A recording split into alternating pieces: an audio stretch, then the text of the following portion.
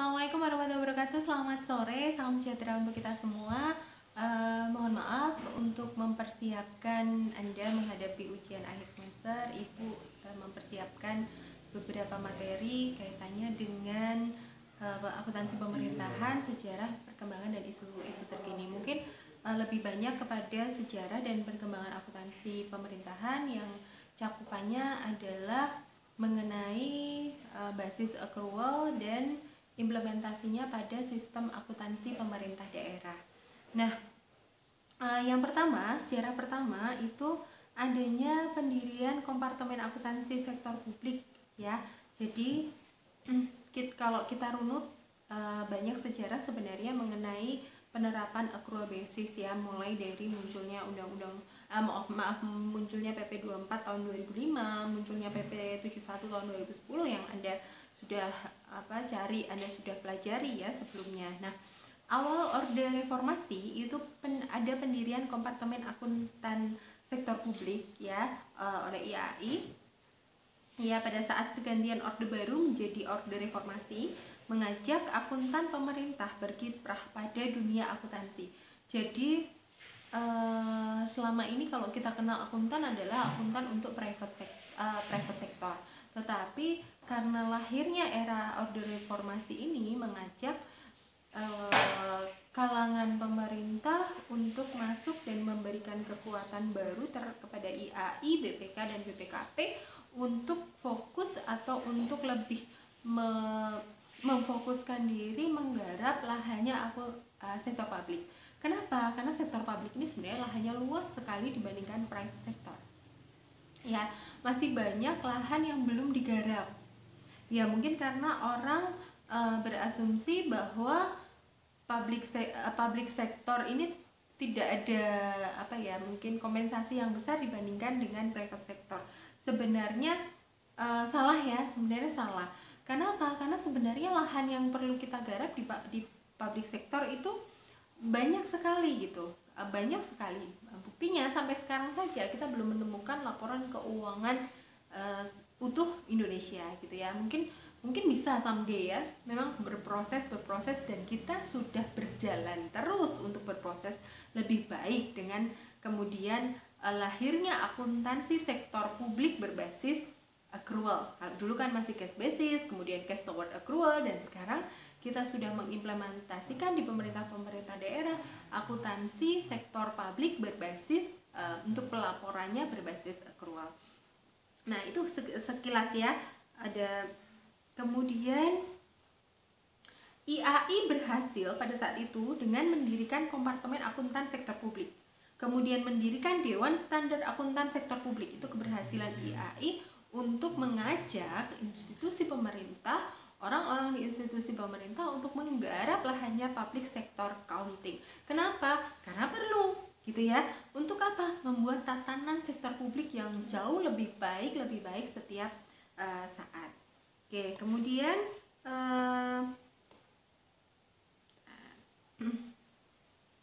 nah, apa sih accounting oriented governance? Sebenarnya begini, apa sih orientasinya gitu ya? Orientasinya adalah membangun good corporate governance berbasis akuntansi.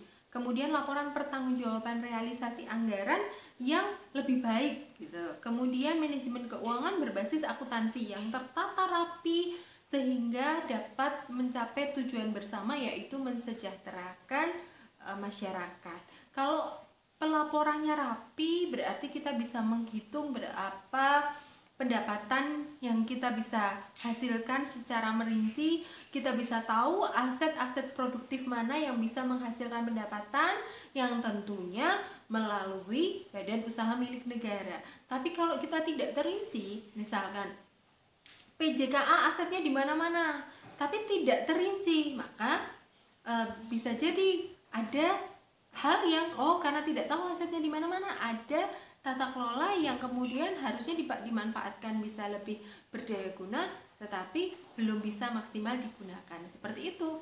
Jadi dengan adanya sistem akuntansi yang baik, yang saat ini berbasis accrual, diharapkan nanti kita semua pemerintah dengan sektor private bisa menghasilkan sebuah pelaporan yang dapat digunakan untuk kepentingan semua pemegang kepentingan.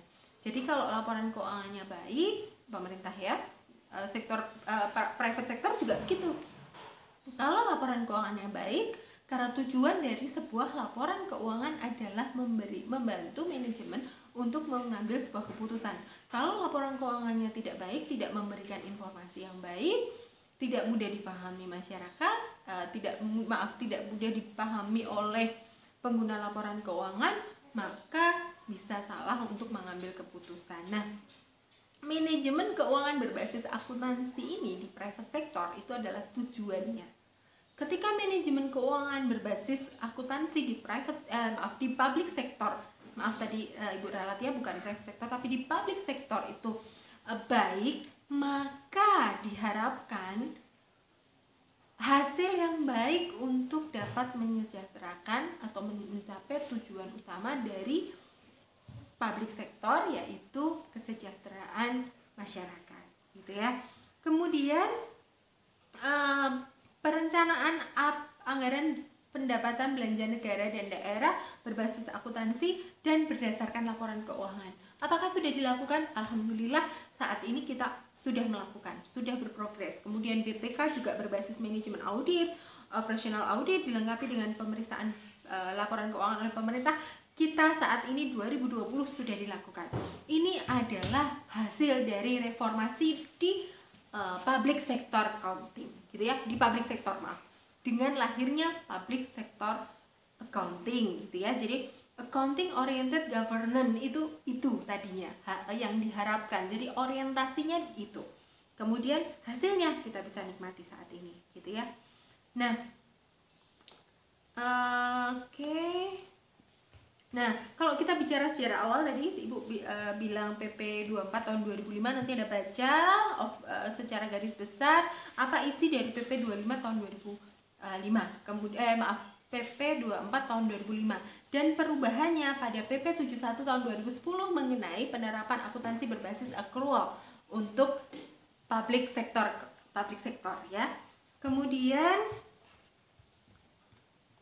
ya, Anda bandingkan gitu ya antara PP 24 tahun 2005 dengan PP 71 tahun 2010, nanti Anda cari, kemudian Anda bandingkan gitu ya. Nah, Anda bandingkan apa perbedaan keduanya gitu. Yang pasti yang jelas adalah sejarah, isinya adalah sejarah mengenai hasil akhir, yaitu hasil akhir saat ini yaitu akuntansi berbasis accrual pada institusi sektor publik gitu ya. Nah, langsung aja Ibu akan bahas laporan keuangannya. Sebelum laporan keuangannya Ibu bahas mengenai manfaatnya dulu. Nah, ada beberapa manfaat terkait dengan penerapan akuntansi sektor publik. Yang pertama adalah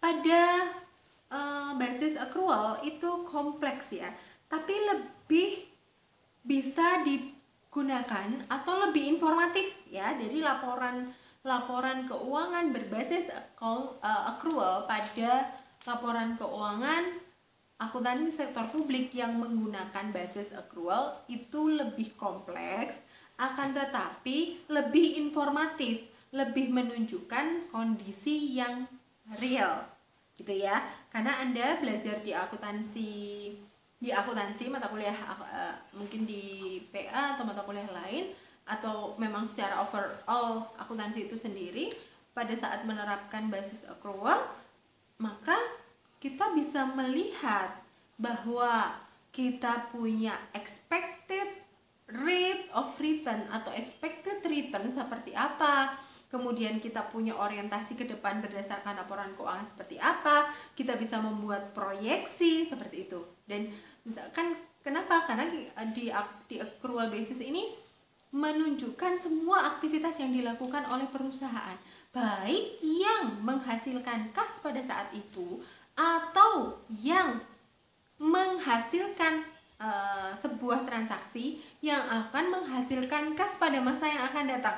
Itu tercermin. Jadi prestasi kita bulan ini tercermin ya, walaupun belum menghasilkan kas gitu ya, secara pemahaman. Kemudian ada kelemahannya ya, kelemahannya lebih, walaupun lebih baik tetapi ada kelemahannya, masalah manipulasi. Nah, memang untuk akuntansi berbasis akrual ini masih mudah gitu dimanipulasi, tetapi tidak semudah cash basis, relatif mudah untuk dimanipulasi. Contohnya bagaimana, Bu? Gitu. Ya, misalkan menaikkan kira-kira pendapatan, maka bisa juga seolah-olah ada pendapatan fiktif, itu manipulasi. Tetapi ingat bahwa ada standar dan ketentuan-ketentuan audit gitu ya, yang kemudian untuk meminimalisasi seorang pelaku pembuat laporan keuangan melakukan manipulasi atas laporan keuangan gitu ya. Oke, kemudian ya tadi dalam sisi informasi kas dan informasi tambahan yang ada pada sebuah laporan keuangan itu bisa tercermin overall tadi kinerjanya seperti apa, kemudian ekspektasi ke depan seperti apa, proyeksinya seperti apa, seperti itu ya. Kemudian dapat dibandingkan negara pengguna standar akrual menggambarkan standar akuntansi yang berbeda-beda sehingga tidak konsisten dengan negara lain. Nah, manfaatnya ketika kita menggunakan accrual basis, kita bisa membandingkan ya antara perlakuan akuntansi atau laporan keuangan yang kita miliki dengan yang dimiliki oleh negara-negara lain, dan kita bisa belajar gitu ya bagaimana pengelolaan public sector oleh negara-negara lain, misalkan negara maju gitu ya. Di dunia itu New Zealand itu public sektornya bagus. Kemudian kalau kita bicara Asia, itu kita bicara Korea Selatan, public sektornya bagus. Nah, Indonesia itu harus berbenah. Kenapa? Karena kita punya komunitas populasi masyarakat yang besar yang memang harus punya public sektor yang baik, tata kelola public sektor yang baik. Kemudian dari sisi penentu strategi fiskal, itu kalau yang kas dulu kan masih terbatas. Kalau untuk basis accrual itu lebih bagus, apalagi jika digunakan untuk informasi mengenai kas. Kenapa? Karena ada cash flow ya, laporan pendamping. Jadi rencana realisasi anggaran itu juga dijabarkan secara lebih merinci. Kemudian secara implementasi, biaya implementasi untuk accrual basis itu lebih rendah. Namun diperlukan biaya ekstra untuk identifikasi atau penilaian aset dan komponen-komponen lain. Kenapa? Misal, karena accrual basis itu menggambarkan kondisi saat ini, bukan historical, ya kan? Maka setiap kali kita membuat laporan keuangan, maka kita harus melakukan appraisal terhadap aset. Mungkin tidak setiap tahun, tetapi setiap periode, sehingga menggambarkan kondisi saat ini. Jadi ada depresiasi ya aset, ya misalkan rumah dulu harga perolehannya berapa, kemudian apakah ada penyusutan atau justru ada kenaikan aset, seperti itu ya. Kemudian untuk penerapan accrual basis ini lebih menggambarkan kondisi yang sebenarnya. Misal tadi saya sampaikan, itu kaitannya dengan pendapatan, dengan biaya juga. Misalkan sekarang kita belum mengeluarkan kas untuk biaya yang cukup besar, tetapi kita sudah mendapatkan manfaat ekonomi atas produk itu, hutang misalkan, kan belum ngeluarin kas, tapi kan kita punya kewajiban untuk menyelesaikan atau untuk melunasi hutang tersebut. Nah, itu sudah terlihat dari awal kita melakukan transaksi dengan sistem accrual basis gitu ya. Oke, kemudian nanti ada beberapa hal ya kaitannya dengan ini, mungkin PowerPoint-nya akan Ibu upload di e-learning kaitannya dengan implementasi accrual basis ini, gitu ya. Kemudian materi untuk performance measurement nanti Ibu rangkumkan di video Ibu berikutnya. Terima kasih, selamat belajar, mudah-mudahan sukses, jaga kesehatan, jaga kondisi. Jangan lupa Anda komen, subscribe, like. Komen Anda akan Ibu jawab di Q&A hari Minggu besok.